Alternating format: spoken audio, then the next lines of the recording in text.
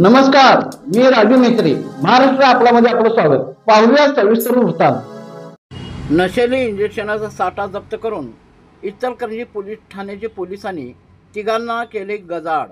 नशा करण्यासाठी वापरण्यात येणाऱ्या मेफेटमाइन सल्फेट या प्रतिबंधित इंजेक्शनाचा साठा करून ठेवणाऱ्या संग्राम अशोकराव पाटील, राहणार वृंदावन अपार्टमेंट इचलकरंजी, सचिन सुनील मांडवकर, वय वर्ष 25, राहणार यशवंत कॉलनी इचलकरंजी, अभिषेक गोविंद भिसे, वय वर्ष 25, राहणार लालनगर इचलकरंजी यांच्याकडून 52 इंजेक्शन साठा, 60,000 रुपये रोकड, 3 मोबाईल आणि 2 मोटरसायकली असे सुमारे 2,36,964 रुपये किमतीचा मुद्देमाल जप्त करून या तिघांच्यावर इचलकरंजी पोलीस ठाण्यात गुन्हा नोंद करून न्यायालयात हजर केले असता न्यायालयाने 15/7/2025 रोजीपर्यंत पोलीस कोठडी सुनावली.